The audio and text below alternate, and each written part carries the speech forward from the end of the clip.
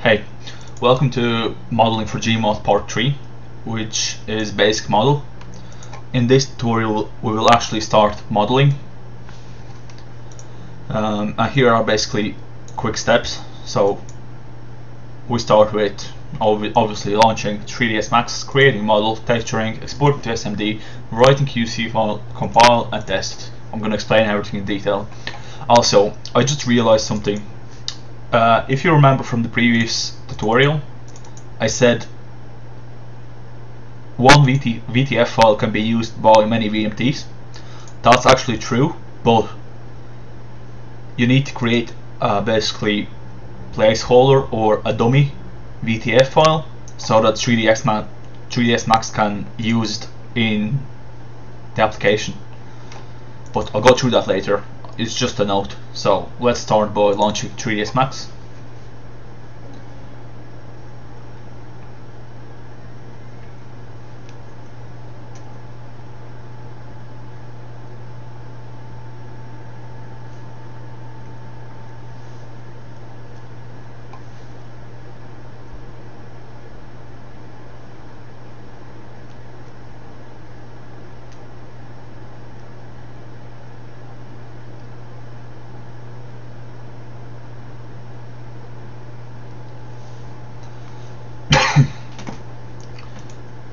Okay, it's loaded almost. Oh dear God.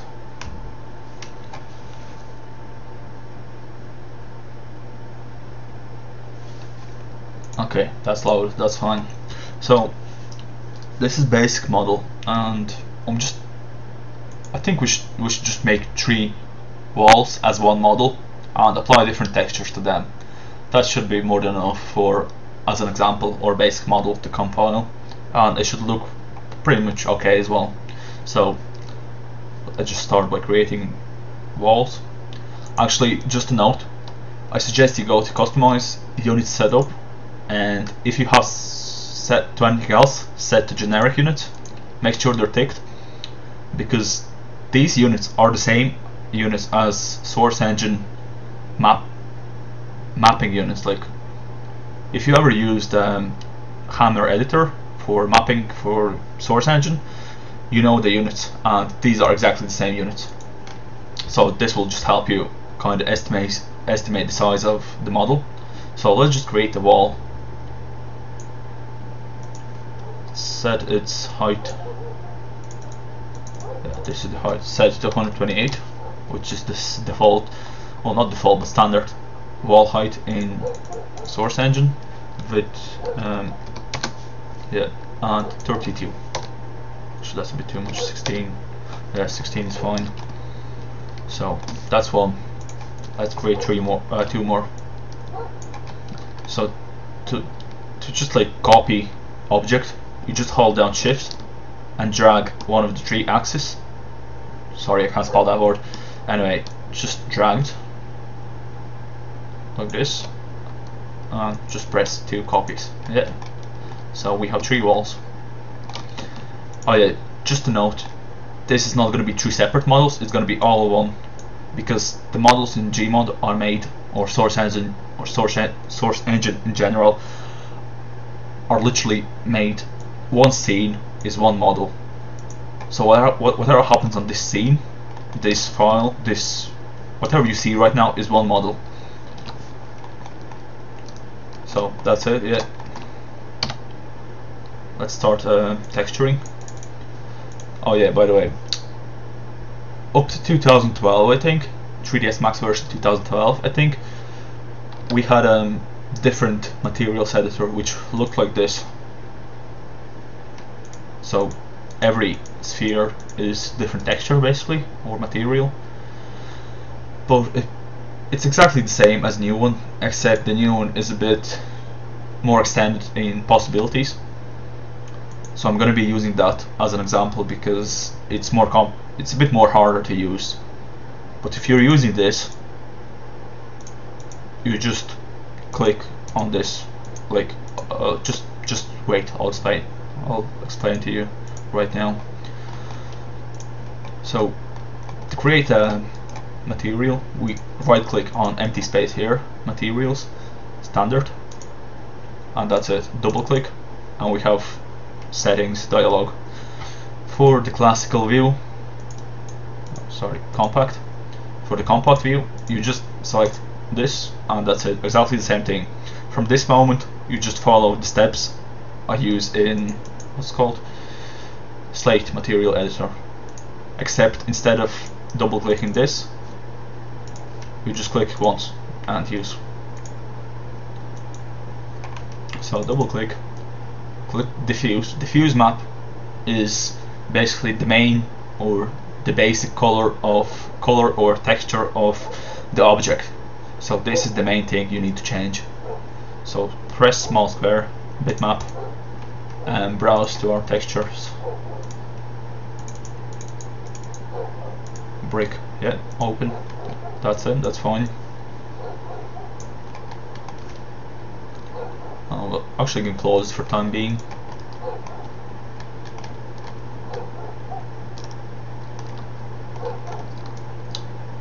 I usually actually convert all objects. I have separate objects in scene to one, just to avoid any problems with export, because sometimes they do happen. Sometimes you'll get, like when you're compiling the model, sometimes you'll get error. I can't remember the exact error, but it just happens. So I prefer to convert all objects into one usually. So for that you just right click, actually you just hold right click, convert to, and poly, editable poly, not mesh, not patch, but polygon, convert to poly,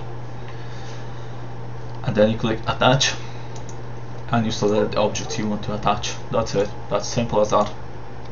Now we can texture each of the walls separately.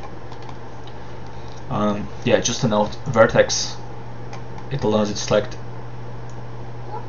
specific edges of polygons. I'm not going to go into too much technical details because I'm not sure about them myself.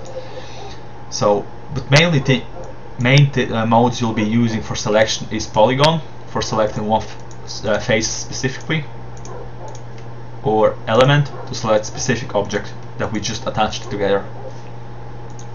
For this tutorial I'll be using element. So we select first element, press M again, right click, assign material to selection.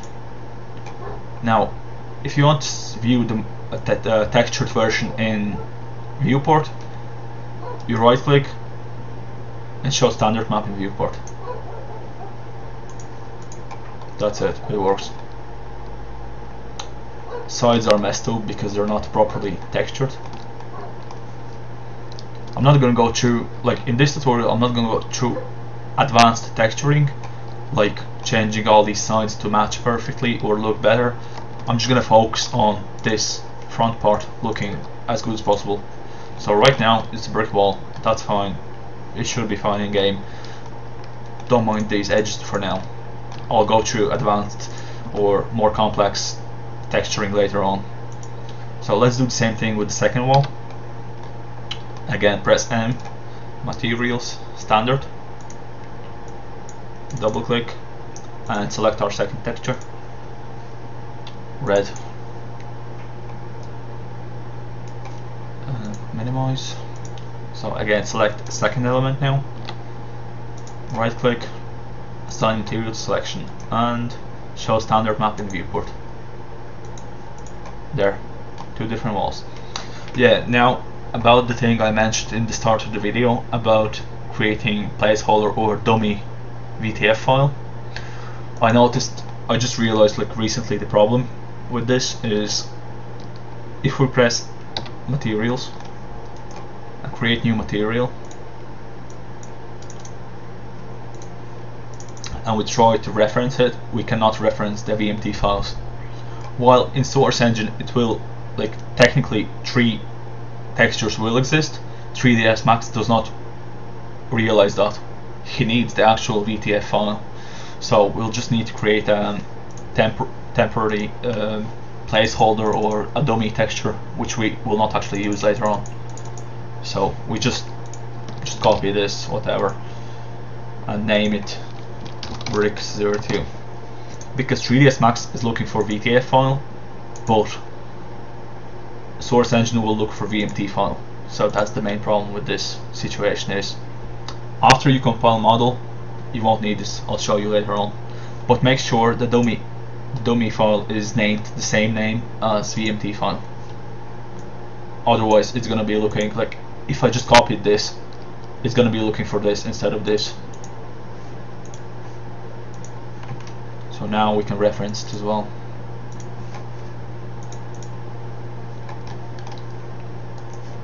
Sound selection, show standards, yeah, that's fine. Okay, that's done.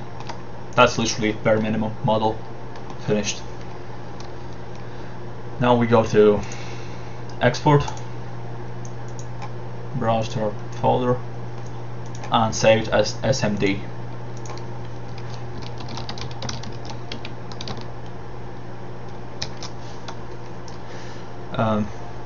Usually for just props or models, you leave this default, don't change anything.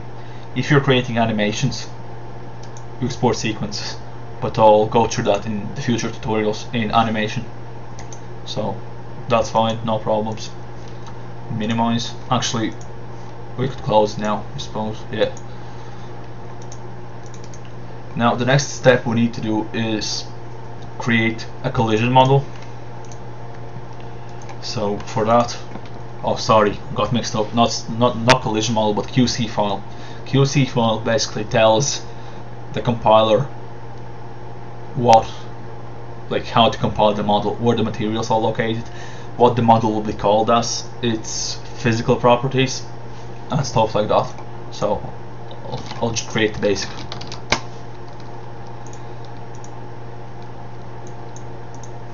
Let's save it as example mdl.qc.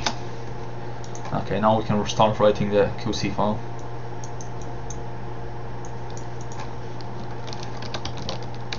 So model name, it's the name to compile to, like what is the actual, where the actual model will be located. So in my case it's ILS example model .mdl brickwall.mdl.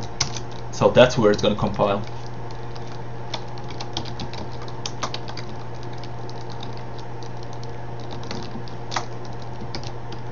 So this is the body of model, so the main file.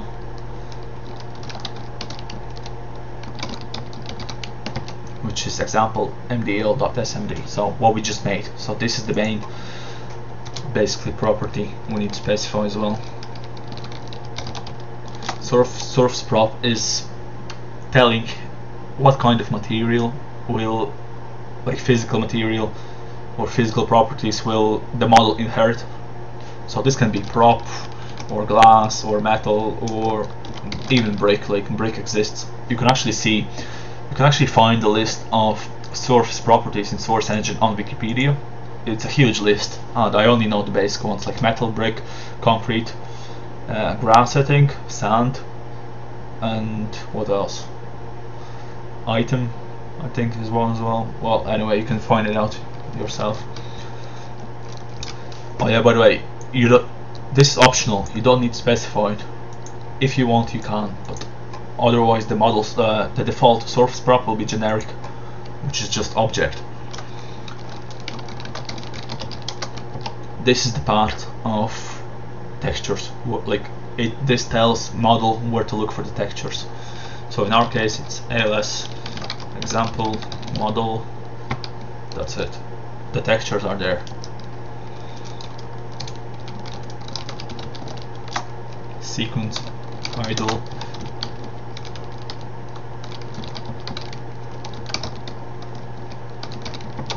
This is basically like if you have animated model, you specify all the sequence, all the possible animations. Since we don't have any sequences or animations, we just use the default body as the default state of model. So it's basically saying that, okay, when you spawn the model, display it as this. So in our case, display it as this. If this was something like example shoot or move or something, that's what we'll be writing. But idle, this thing specifies it's the default animation, even though it's not animated still.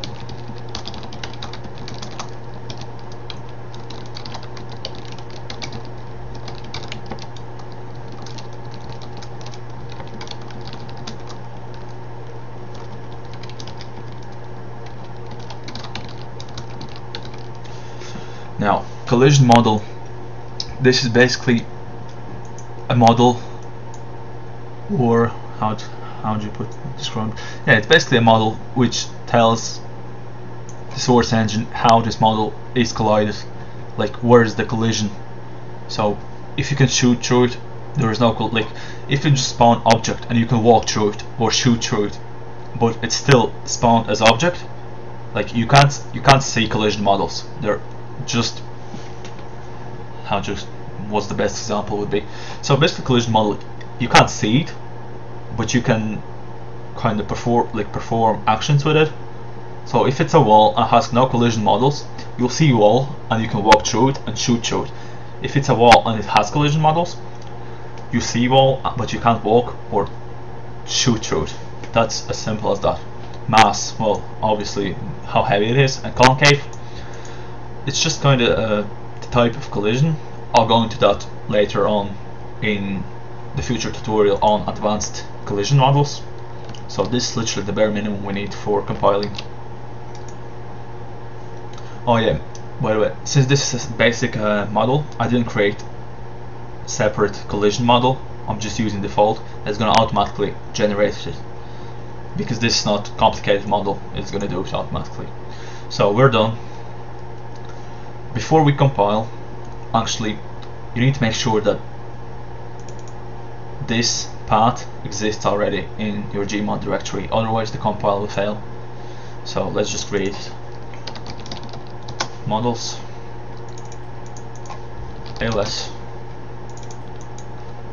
what do they call it, example model. Yeah, that's it. Now before we compile, since I already explained why I'm doing materials like textures like this already, so it's ready to use in Gmod, is here's why.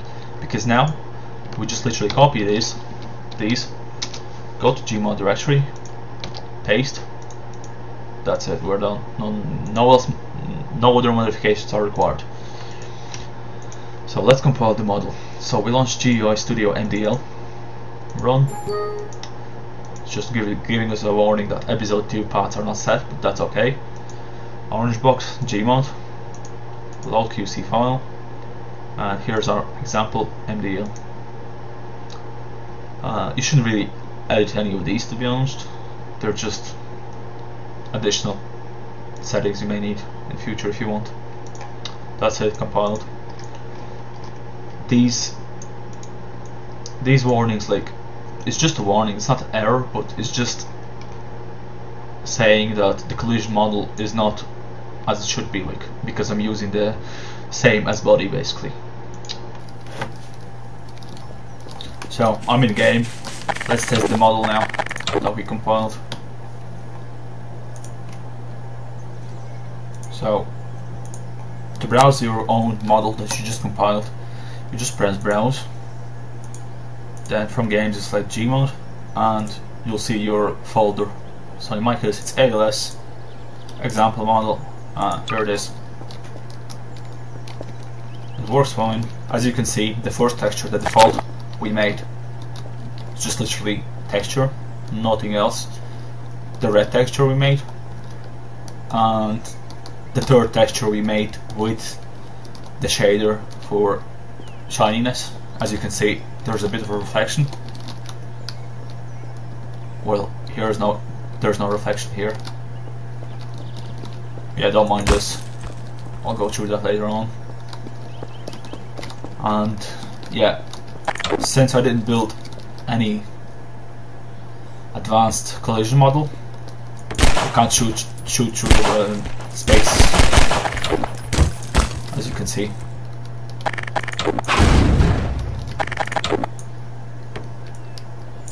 the weight is 500, I think.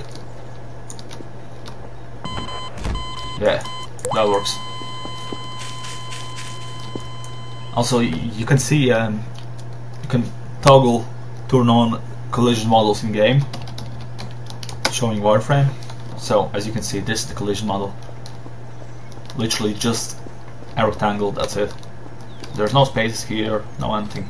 I'll go through that later on. But if you just look, for example, at this model, you can see the collision model, that you can actually throw something in.